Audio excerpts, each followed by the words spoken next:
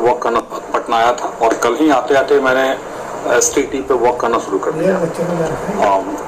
खबरें मिली हमें कि कुछ जानकारियां हैं, सोचा आपसे शेयर कर लूँ। आज सचिवालय भी गया था और सचिवालय में भी अपर मुख्य सचिव प्रधान सचिव जो है संजय सर, उनसे भी मुलाकात हुई। बट समझिए 30 सेकंड की मुलाकात थी, लेकिन उनका जो मंशा था उन्होंने स्पष्ट बता दिया। सबसे पहले कि स्टेट सर्टिफिकेट की बात करें तो सर्टिफिकेट इस मंथ नहीं मिलेगी। भले ही अभी मैं देख रहा था एक न्यूज़ पोर्टल पे न्यूज़ चल रहा है कि 7वां चरण तुरंत शुरू होने वाला है अगस्त में या अगस्त के लास्ट में। बिल्कुल ही फेक न्यूज़ है, फेक पोर्टल के द्वारा ये न्यूज़ चलाया जा रहा है। जो भी हो, और न्यूज़ एकदम बिल्कुल फेक है, एकदम कोई जेन्युइन वाली बात इसमें है नहीं।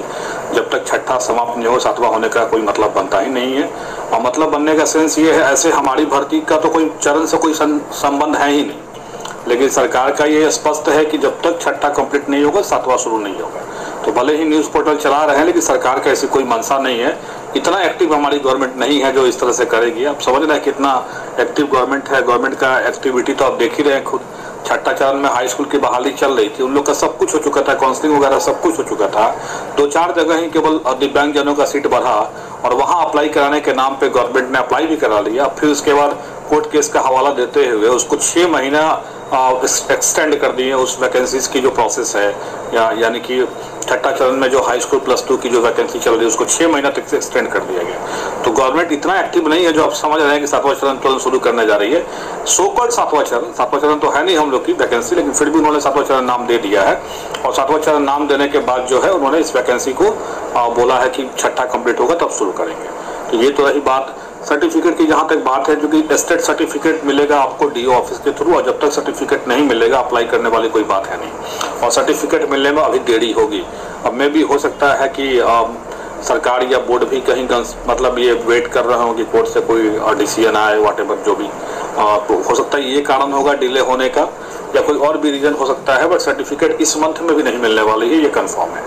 ये कंफर्म न्यूज़ है कि इस मंथ में भी सर्टिफिकेट आपको नहीं मिलने जा रही है। अब आते हैं सचिवालय में। मैं गया सचिवालय में, बहुत देर से संजय सर से मुलाकात करने के लिए बैठा हुआ था, बट आज कुछ मीटिंग चल रही थी। संजय सर ने मतलब नहीं ही मिल रहे थे, किसी लोगों से नहीं मिले। मतलब वो कि बहुत लोग आज वेट किए उनका, लेकिन मीटिंग पे मीटिंग, लगातार मीटिंग ही चल रहा था। तो 2-3 मीटिंग चला, इस कारण से सर से मुलाकात नहीं हो पाई।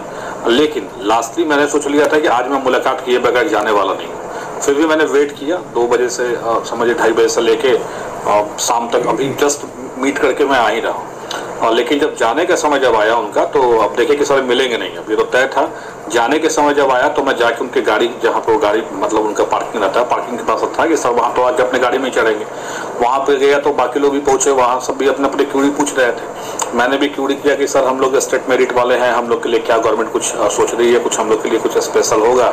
जैसा क्योंकि बहुत सारे लोग व्हाट्सअप वगैरह करते हैं, तो वहाँ पे देखता हूँ कि मैं सर उधर से लिखते हैं कि हाँ पॉइंट नोटेड कि हाँ आप लोग मेरिट में हैं वगैरह वगैरह।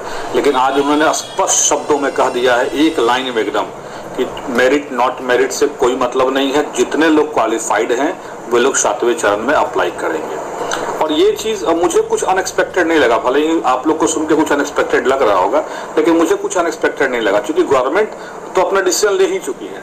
गवर्नमेंट ने वो जो ऑर्डर निकाला है, वो ऑर्डर सोच समझ के निकाला है। सारे लोगों से विचार विमर्श करने के बाद उन्होंने कहा कि मेरिट और नॉट मेरिट दोनों बराबर रहेंगे, यानी दोनों क्वालिफाइड हैं और दोनों लोग 7वें चरण में अप्लाई करेंगे।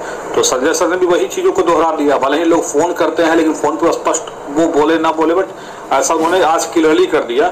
और कुछ लोगों को देखता हूँ मैं व्हाट्सएप पे, थोड़ा सा बात होता है, डालेंगे ग्रुप में कि संजय सर ने बोला क्या कि हाँ पॉइंट नोटेड की, मेरिट वालों के लिए कुछ होना चाहिए, मेरिट वाले कुछ वेटेज अंक मिलना चाहिए, मेरिट वालों को प्राथमिकता मिलनी चाहिए। ऐसा कोई अगर मैसेज किए संजय सर को, संजय सर ने कोई रिप्लाई कर दिया तो बस सब वो शुरू कि हाँ कुछ पॉजिटिवली सोच रहे हैं, बट ऐसा कुछ भी नहीं, नथिंग। उन्होंने स्पष्ट बोल दिया कि जो लोग भी क्वालिफाइड हैं वो लोग सारे लोग 7वें चरण में अप्लाई करेंगे, मेरिट वेरिट का कोई मतलब नहीं है। यानी मेरिट अर्थहीन, इन्होंने भी शिक्षा मंत्री वाला ही बात एक तरह से बोल दिया। उनका कहना था कि जो क्वालिफाइड हैं सब लोग अप्लाई करेंगे, मेरिट वेरिट से कोई मतलब नहीं है। यानी ओवरऑल अब देखा जाए तो न्यायपालिका ही हमारा अंतिम विकल्प है, और न्यायपालिका से ही कुछ उम्मीद हमारी है। अदरवाइज गवर्नमेंट के स्तर से कुछ नहीं होने वाला है। और लोग जो सोच रहे थे कि हम लोग बैठे हुए हैं, ऐसा कुछ भी नहीं है कि हाँ मेरा प्राइमरी में चयन हो गया तो मैं चुपचाप आराम से बैठ गया हूँ। अब आप खुद समझ सकते हैं काउंसलिंग शेड्यूल लगातार चल रही है। 7 तारीख को था काउंसलिंग, फिर 7 के बाद 10 को हुआ, फिर 10 के बाद 13 को आज भी काउंसलिंग था, उसके पहले भी फर्स्ट राउंड का हुआ था काउंसलिंग। तो फर्स्ट राउंड में तो खैर मैं नहीं गया था, चूंकि मेरा परसेंटेज कम है, तो मैं पहले ही सोच लिया था कि भाई फर्स्ट राउंड में जाने से कोई फायदा वायदा होने वाला है नहीं, तो फर्स्ट राउंड में तो मैं नहीं गया था। हाँ, सेकेंड राउंड में मैं गया था 6 to 8 वाले में, उसमें नहीं हुआ। और सेकेंड उसके बाद जो है जो हुआ 1 से 5 वाला में, तो 1 से 5 वाले में मेरा हो गया, बताया भी था आप लोग को लास्ट बार, पूर्णिया में हुआ है। लेकिन वहाँ पे थोड़ा सा नेटवर्क वगैरह डिस्टर्ब था और मेरा वीडियो डिस्टर्ब हो गया था, इस कारण से आपको नहीं दिख रहा होगा। यहाँ वीडियो अच्छा है और चूँकि वाईफाई है कनेक्शन, तो यहाँ पे स्पीड वगैरह इंटरनेट की अच्छी है। थोड़ा सा मजबूरी है, मजबूरी इन द सेंस कि हमें तो पूर्णिया काफ़ी दूर है, बट देखते हैं। अभी तो ये 7वां चरण भी स्टार्ट ही होने वाला है, मतलब इन द सेंस कि हाई स्कूल +2 के लिए जो होगा उसमें भी अप्लाई करना होगा। लेकिन अब देखना है कि कोर्ट क्या निर्णय देती है। अगर कोर्ट हमारे पक्ष में निर्णय दे दी तब तो 100% श्योर रहेंगे कि मेरा होगा ही होगा, क्योंकि मेरिट में ऑलरेडी चयनित है। अगर कोर्ट में अगर हमारे अगेंस्ट में कुछ हुआ इन केस, तो अगेंस्ट में हुआ तो एकेडमिक मेरिट बनेगा, और एकेडमिक मेरिट बनने का मतलब अब समझ लीजिए कि ऐसा भी नहीं कि जितने लोग मेरिट में है सबका चयन नहीं होगा, ऐसा नहीं है। और जितने लोग नॉट इन मेरिट में अगर वो खुश हैं कि उनका चयन हो जाएगा, तो ऐसा भी कुछ नहीं है। अगर एकेडमिक पे मेरिट बनेगा, जैसा आप देखिए तो एकेडमिक मेरिट पे क्या हालात हुए, नियोजन निकाय में लोग धक्के खा रहे हैं, और इसी चीज़ का विरोध हम लोग का है मैंने, कि हम लोग नियोजन निकाय में धक्के क्यों खाएं। 2011 में मैं TET 1 to 5 में क्वालिफाइड था, लेकिन बट ऑलरेडी मैं प्राइवेट सेक्टर में महिंद्रा एजुकेशनल प्राइवेट लिमिटेड में मैं रीजनिंग फैकल्टी था, तो मेरा सैलरी काफ़ी बेहतर था, मतलब कंपेरेटिवली गवर्नमेंट जॉब जो था 2011 में जो मिल रही थी जो TET 1 से 5 में जो लोग होते हैं उनके लिए। सो अब होता है, उस टाइम में आदमी को लगा कि नहीं अभी सब नहीं करना, हम प्राइवेट में ही सेटल हैं अच्छी तरह से, तो कोई दिक्कत नहीं है। बट कोरोना के टाइम में ये ऐसा फील हुआ कि हाँ गवर्नमेंट जॉब का इम्पोर्टेंस है, क्योंकि कोचिंग सेक्टर सबसे ज़्यादा हैम्पर हुआ कोरोना काल में, और तब आदमी को लगा कि हाँ जो है हम लोग को गवर्नमेंट जॉब करना चाहिए। तो 1 से 5 में ज्वाइन करने का ये कतई मतलब ना निकालिएगा कि हमने अपना हथियार डाल दिया है। 1 से 5 में सेलेक्ट होने का मतलब ये हुआ कि अब तो और मजबूती से लड़ाई लड़नी है, क्योंकि अब तो एक दिमाग में एक टेंशन भी नहीं है, चलो एक तो है ऑलरेडी, दूसरे के लिए लड़ना है, तो एक चीज़ हाथ में है, दूसरे के लिए लड़ना है, इसलिए टेंशन नहीं लेना है। हाँ, तो मैं बता रहा था कि सरकार के स्तर से कुछ भी नहीं होने वाला है, स्पष्ट है ये। और सरकार की जो मंशा है वो एकेडमिक मेरिट पे करने की ही है, जो उनका जैसे पहले अभी चल रहा है नियोजन इकाई वाला धक्का लोग खा रहे हैं, जो उसी तरह से धक्का खाना हम लोग को पड़ेगा।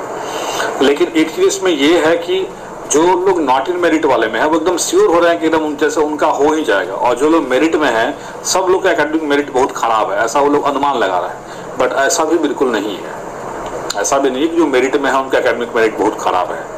बट चाहे जो भी हो जाए, लड़ाई जहां तक लड़नी पड़े, हाई कोर्ट से लेकर सुप्रीम कोर्ट तक, मेरिट की लड़ाई खत्म नहीं होगी, ये चीज़ बता देता हूँ स्पष्ट। इसलिए आप लोग मत सोचिए कि हम लोग चुपचाप बैठे हुए हैं। कल आते आते ही हम लोगों ने दौरा शुरू कर दिया, क्योंकि मैं काउंसलिंग में बिजी था, मैंने बताया नहीं था आप लोगों को कि मैं काउंसलिंग में बिजी हूँ। अब क्या बताऊँ, अब देख ही रहे हैं जो स्थिति बनी हुई है सब जगह क्या क्या हो रहा है। तो उम्मीद नहीं था कि होगा, लेकिन अनएक्सपेक्टेड हो गया। अब इसको लक भी बोलिए आप। मैं तो गया था किशनगंज, फॉर्म ज़्यादा अप्लाई किया था इस बार, किशनगंज में गया हुआ था। किशनगंज में एकदम श्योर था कि मेरा हो जाएगा, क्योंकि वहाँ पे 24 सीट था EWS का, और लगभग मेरा 72 रैंक आ रहा था, क्योंकि 1400 रैंक तक तो 50 लड़के पहुंचे थे मात्र वहाँ पे।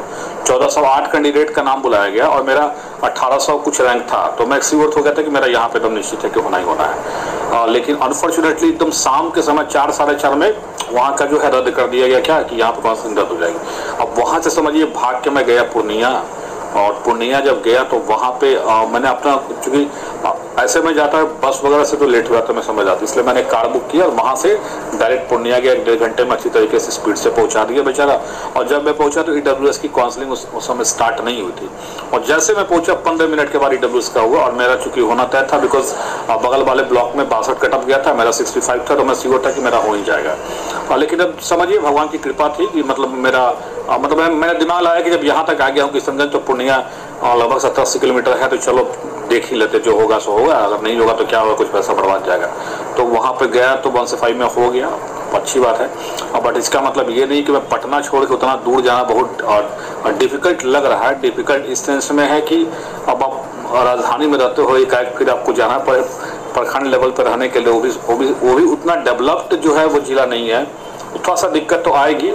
लेकिन उम्मीद करते हैं कि भगवान ने चाहा तो फिर हाई स्कूल में सिलेक्शन अगर हो गया, और जैसा कि हम लोग लड़ ही रहे हैं केस, और उसमें अगर आ गया हम लोग के फेवर में जजमेंट तो तब मिल सकता है आसपास का जिला। ये श्योर है कि रैंकिंग अच्छी है तो वो आसपास का जिला हम लोग को मिल सकता है। तो हम लोग लगे हुए हैं, बट देखना अब ये है कि एसटीटी में क्या होगा। लेकिन मैं आप लोग को स्पष्ट बता देता हूँ, एसटीटी में जो कुछ भी होगा कोर्ट से होगा। अब भले ही आप लोग का दबाव रहता है कभी आंदोलन करने के लिए या कभी कुछ भी, बट एक चीज जान लीजिए, गवर्नमेंट को जो निर्णय लेना था वो गवर्नमेंट ने ले चुका है। यानी गवर्नमेंट अब बैक नहीं होगी किसी भी हाल में। हम लोग सोच रहे थे कि कुछ प्राथमिकता हमें मिल जाए या कोई वेटेज अंक में हमें बढ़ोतरी मिल जाए, तो ये वेटेज अंक में जो है बढ़ोतरी जो है मिलने वाली नहीं है। तो भाई ईडब्ल्यूएस का तो जांच करवा ही रहे हो कमलेश कुशवाहा, जांच करवा लो ना यार। तो अब एनआईसी पे लोड होगा, क्लेम उलेम कर देना है। ईडब्ल्यूएस का जांच वाच करवा ही रहे हो, देख लेंगे किसकी कितनी औकात है जांच करवा लेने की। थोड़ा वही तो देखना हमको भी है ना, हम भी तो बहुत दिन से वेट कर ही रहे थे। और रुपौली ब्लॉक में हुआ है, आवेदन दे देना वहीं पे कि फर्जी ईडब्ल्यूएस है, देख लिया जाएगा भाई किसमें कितना है दम, देख लिया जाएगा। चलिए धन्यवाद, यही अपडेट है कि कोर्ट से जो होना होगा होगा।